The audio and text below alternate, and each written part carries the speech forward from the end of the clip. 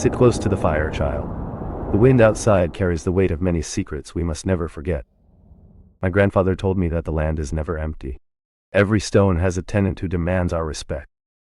He spoke of the hidden people who dwell within the deep stones.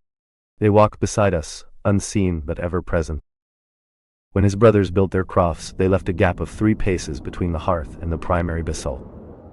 For to crowd their dwellings is to invite a heavy sorrow upon the land. We must leave them be. My grandfather warned me of the stone's weight. He spoke of those who moved inside, silent as the frost. He told me of the village where men ignored the signs. They carved paths through the old land without asking permission. The land grew bitter. The livestock fell weak in their pens, and the hearth fires refused to catch wood or stay lit. They broke the silence of the crags.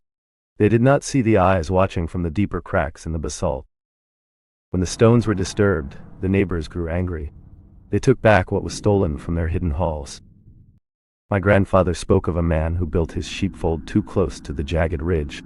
He ignored the warnings, and by winter's first frost, his flock was scattered. He did not see the way the grass refused to grow near the largest boulders. They were not just stones. They were homes that required respect and a very quiet passage. When the heavy machines finally arrived to carve the path, the earth groaned. The workers felt a sudden chilling bite in the air that stayed with them for many years. The men stopped their work and looked toward the ridge.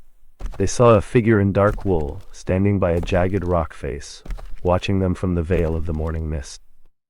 They halted their machines and left the ground untouched. Some debts are paid in silence, and some paths must remain closed to ensure our own safety from those who dwell within.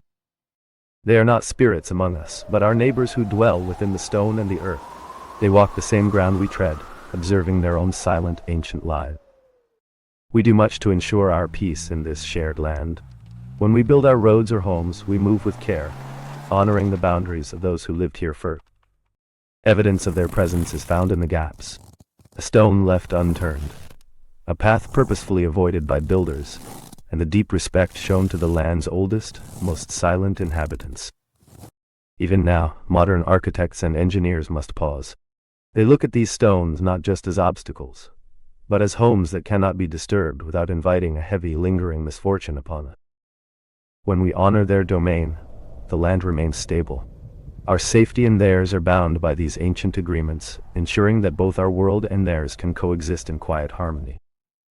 My grandfather warned me to never carve a path through the jagged tufa. He spoke of his own kin who grew sick after moving a stone that wasn't theirs. He told me the hidden ones do not care for our reasons. They only know when their threshold is crossed by a hand that does not offer the proper respect. The ground remembers every stone moved without permission. When his brother ignored the old ways, a great tremor took their cattle and left his name in the dust. We see their presence in the way we curve our roads. We leave room for the unseen because to cross them is to bring a shadow into our own home.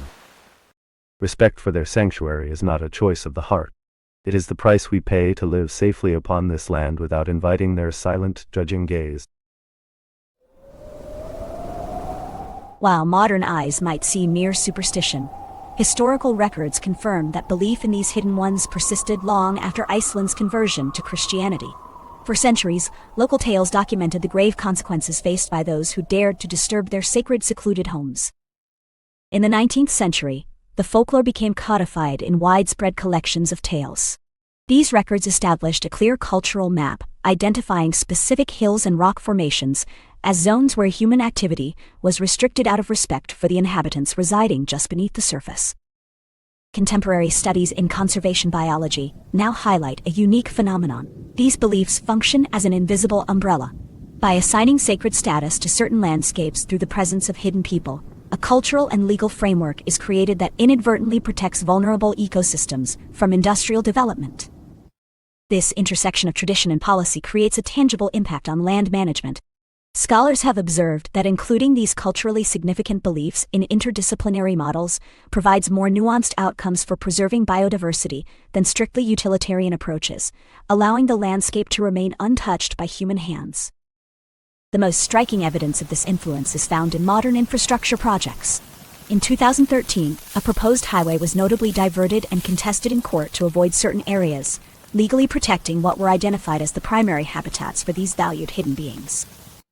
Ultimately, the presence of the Huldufólk in current policy demonstrates a rare intersection where folklore and modern conservation intersect. These ancient beliefs ensure that the physical landscape remains intact, preserving both the local culture and the natural world for future generations to see.